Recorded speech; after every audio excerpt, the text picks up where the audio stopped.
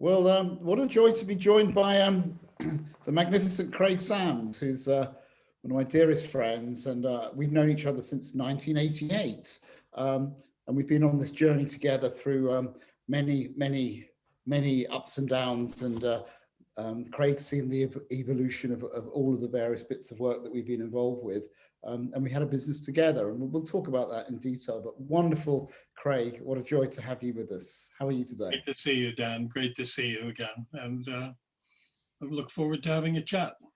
Absolutely. Well, I think when we first met, it was through REMA, and I just planted the very first trees in Castle Carey to sequester carbon. It was 1988. And I think you'll remember that REMA and I had been walking down Portobello Road, and I'd said, I've sequestered Maureen's carbon, and REMA said, you've neutralized Maureen's carbon, and then it was batting backwards and forwards, and one of us came up with carbon neutral.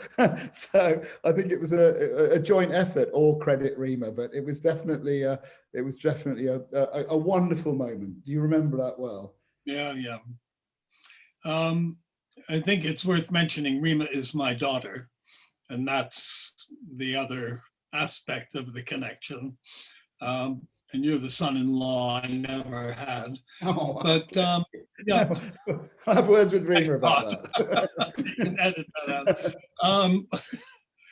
Yeah, it was at the beginning of the whole concept of offsetting or somehow neutralizing one's carbon footprint. But then you went on with Future Forests to plant huge volumes of trees on behalf of various causes. And I remember when I was launching organic cornflakes around 1994, you said, why don't you go carbon neutral? And you got Richard Tipper from the from Edinburgh Climate something Center to research the carbon footprint. And what we found was that because the cornflakes were grown organically, the annual increase in soil carbon almost offset the transportation, the processing, the packaging, all the costs of getting cornflakes to a shop. But we still planted a lot of trees up near Eridge Rocks, near Tunbridge Wells. Eridge Rocks, let's go and see that, Craig. We should go and visit your forest. You know, I know the people who live at Eridge Castle. Oh my gosh, so, okay. That's reminded me of where your forest is, yeah. Yeah, I'd love to have a look. Yeah, but I'm not sure exactly where it is.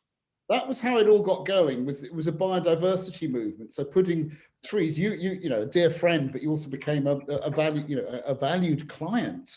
And we figured out a pollution level of your product, and we'd reabsorbed it. But the whole thing was about doing good by being good and creating indigenous natural forests to enhance biodiversity. And then we looked at other ways that we could make you more efficient and make you reduce your impact. And it had a roll-on effect. So I think that model, and I'm glad you brought up Richard Tipper, because when I first started planting trees in 88, I didn't know what I was doing. I was just planting trees to reabsorb carbon. And Joe Strummer went carbon neutral about 5 or 6 years later. But I was starting with the various things I was doing personally.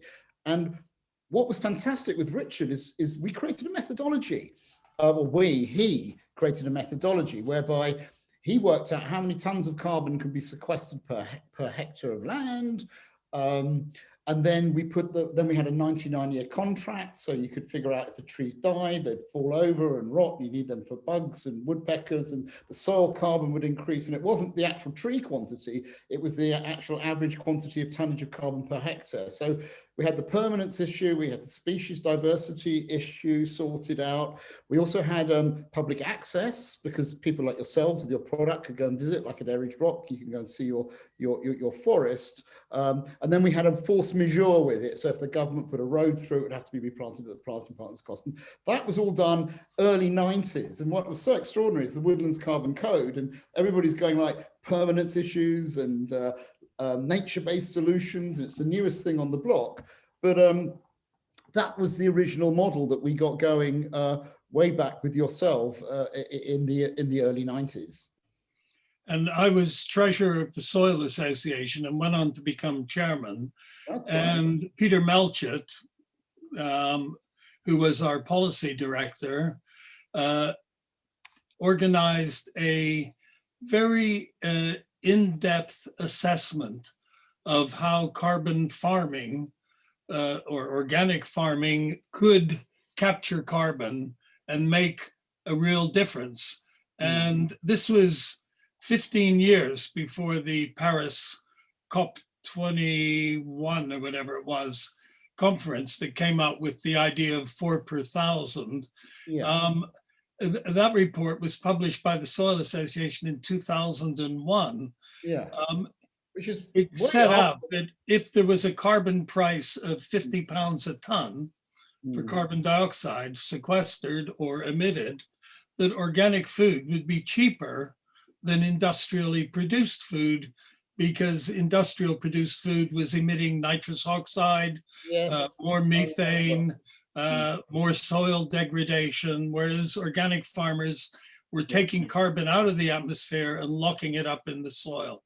So it's been a long time getting there, but we hope that the COP26 we are getting there. But I mean, I remember being at COP1 and I thought I was turning up this wonderful idea of planting trees. And of course, the anti-offset people, which I didn't realize they were going to be out there, didn't like offsets. So the trees got it in the neck as a way of like, we don't like offsets. So I was very surprised at the intensity of what we got into. But interestingly, after we got the brand, and I think you were one of the very first business clients, but it was Joe Strummer who got the whole thing going, the carbon neutral citizen, and then the Foo Fighters and Massive Attack and the Rolling Stones, and over 100 million CDs went carbon neutral. And there is a Ronnie Wood. It died actually in Mozambique, and I replanted it in a cloud forest in Argentina, and also the Coldplay forest. That was a brilliant thing that we did in Karnataka, and then that died because of a drought, and I've replanted that for them in Argentina, which they're delighted about. So there's all these forests all over the world that got planted from this work, and I think from our early days. Then it was music first, then it was business, then it was film. Roland Emmerich took The Day After Tomorrow carbon neutral, and Leo DiCaprio became the US's first carbon neutral citizen, and that really grew the movement. And then James, who we've been speaking earlier, who then founded, I came up with a voluntary carbon market, and James was very much the compliant. And I think, and we all realized how it all got a bit funny with the great big trading. We put the well-being of the planet in the hands of the financial services community. So that was all a bit strange, but the journey's been massive. I think what's really interesting is what we did together when you read 1491, and and I'd been exited from my old company. And you said, why don't you look at this one? We can create. We can enhance soil carbon. Maybe we should talk a little bit about carbon gold and how we founded that. Okay, well, the motivation for carbon gold came, as Dan said, from 1491, which was a book about what the Americas were like before Christopher Columbus landed in 1492. And what the key point that came out of it was that a Spanish explorer who was busy with Pizarro looting Inca treasures in what's now Peru was told there were great civilizations with gold further down this river. So they built a boat and went down the river to loot the gold, found it was a bigger challenge than they thought, because as Francisco de Orellana put it, they were repelled. Their boat looked like a porcupine covered with the spears and arrows from these ferocious people led by women with hair down to their knees, who, and yet he described this rich and fertile landscape. Right, and that's the rich and fertile lands, the interesting bit. He mapped it. That's why the Amazon is called the Amazon. It was the river of the Amazons, these wild women. But they also were using biochar, or basically they would take their urban waste, or their, not urban waste, but forest waste and village waste, put it into pits, turn it into charcoal, and then spread that over the land. And Brazilian farmers who had land like that, what they call terra preta, dark earth, not only just got crop after crop, year after year, but they would even take the topsoil off their land because it went down 10 meters deep. They would sell their soil to other farmers because it was so valuable in terms of enriching the fertility of your soil. So realizing that, and realizing that this tallied so closely with the work that you'd been doing with forest carbon, the worst thing is that when you see a tree that takes all this carbon out of the atmosphere, and then somebody turns it into pellets and burns it in somewhere like Drax Power Station and says, oh, it's renewable.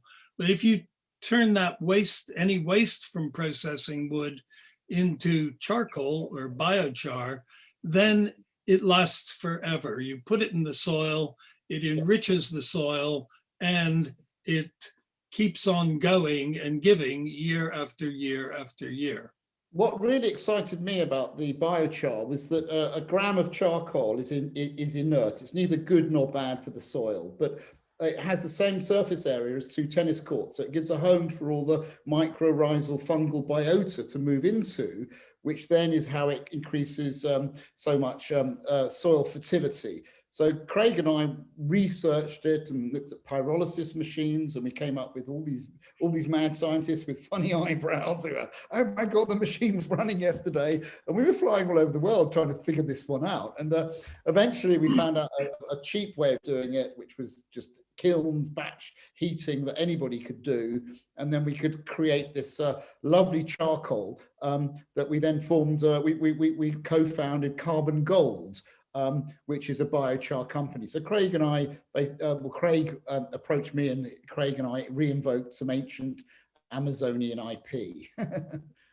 And it worked. When we actually experimented with it, when we gave it to commercial growers, when we used it in various applications, planting trees, growing tomatoes, that sort of thing, it worked. It made a real difference, and people didn't have to use so much fertilizer. They didn't have to use pesticides.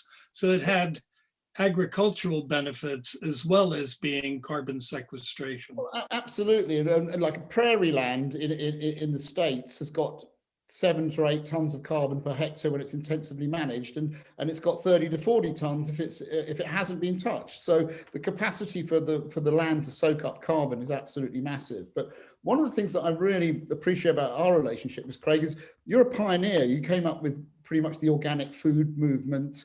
You were the Soil Association.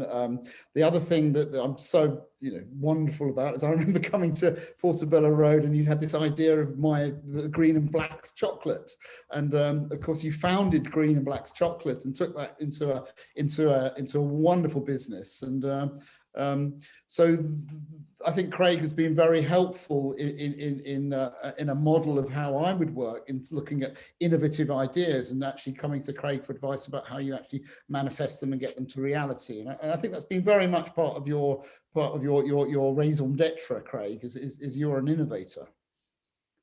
Well, I wouldn't see it as my raison d'etre, but thank you anyway. Well, I think one's mistakes, you could actually, one's successes are wonderful, but the mistakes are also things you can really learn from. Yeah, absolutely. And also I was born in Nebraska on a farm, or in a state where my great grandfather had plowed virgin prairie that had 100 tons of carbon per hectare. By the time I was born, that was down but to 10.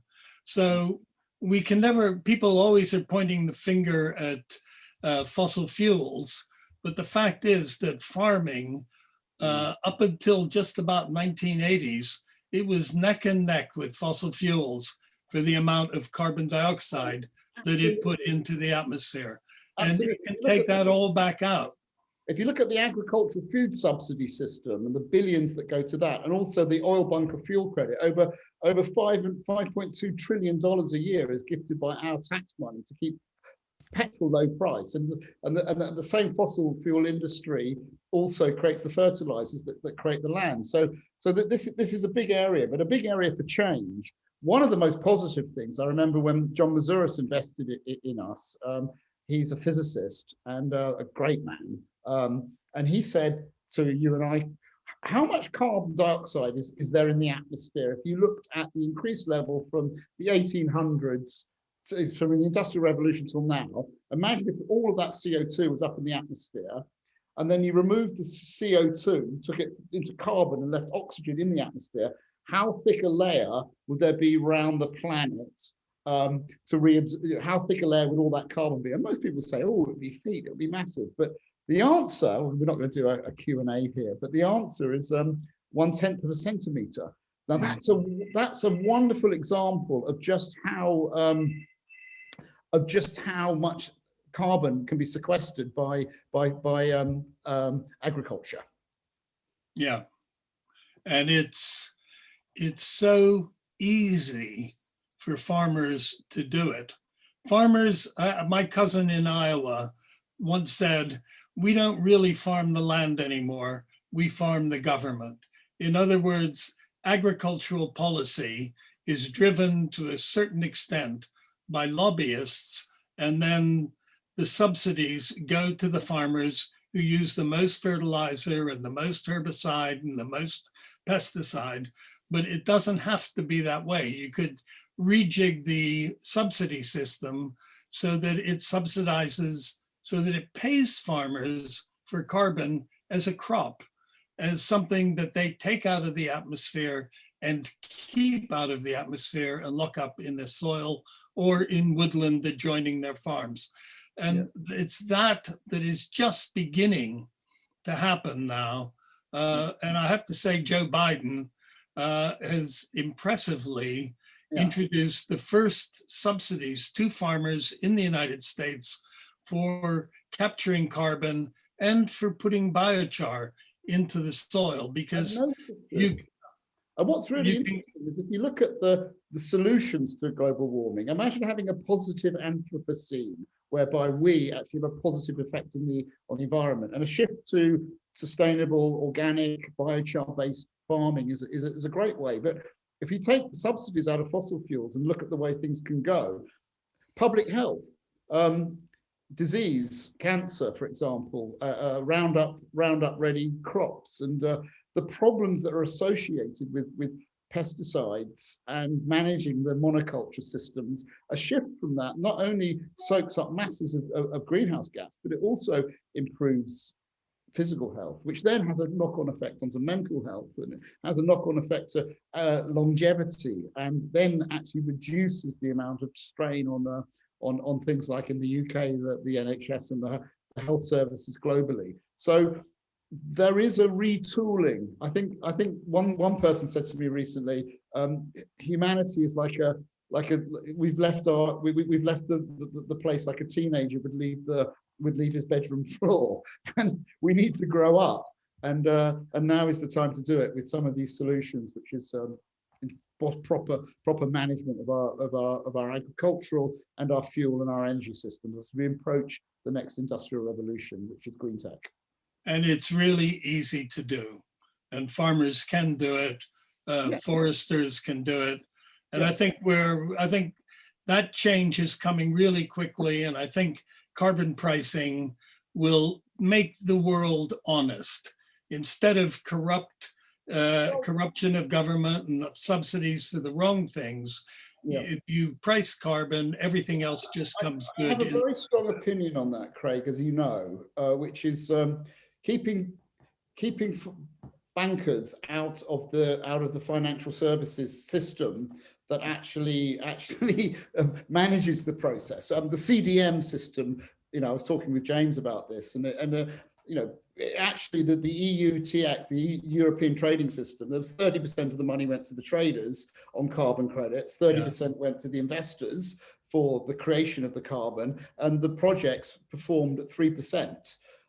So that's one of the worst market failures ever, and that's systemic and historic. And so what we need is a different system of how we manage money, where money becomes a financial service in so much as it is something to service the community, and it's not a process whereby the trading community could find ways of making a lot of money out of their carbon thing. So I think, and that's my potted view on that. I don't know what you think of that, Craig. No, I think it's got to be simple. It's got to be transparent, and it's got to be equally, whatever people pay for emissions should be equivalent to what people get paid for taking carbon out of the atmosphere. Then you get real benefits and an honest system. Well, yeah, with distributed ledger technology, where it's blockchain, where it's open source, you can actually see how financial systems can work. So that's one way of sorting out some of the intergovernmental work. If we were to plant forests at scale, trillions of trees, we're looking at 20% gigatons of CO2 absorption. If we shift agriculture from intensive to biochar-based organic, we could get several more gigatons out. If when we make buildings, we refurbish them and we put new versions of old equipment in. If we put new versions of new equipment that's cheaper, we could get further gigatons from having proper building regulation. If we got public action where everybody reduced by a ton, which is easy to do, switch off your cell phone, you switch off your you don't get a better life by having your television on standby. If everybody did that, that's another gigaton. So there are all these low-hanging fruit solutions that are out there that are easily available to us, and it's just a question of having the will, the political will, and also having the knowledge and having the systems in place to make them happen. And the right incentives, you know, so incentivize people to do the right things, not the wrong things. I think we're getting there, Dan. I notice we're being asked to wrap it up. Oh, I didn't notice that. Okay, so let's wrap up. But what a joy! I'm sure that this bit will get edited. But what a joy to have this time with you, Craig. And thanks for joining the Campfire show. A real pleasure, Dan. Lovely. Thanks. See you soon. Okay. Bye.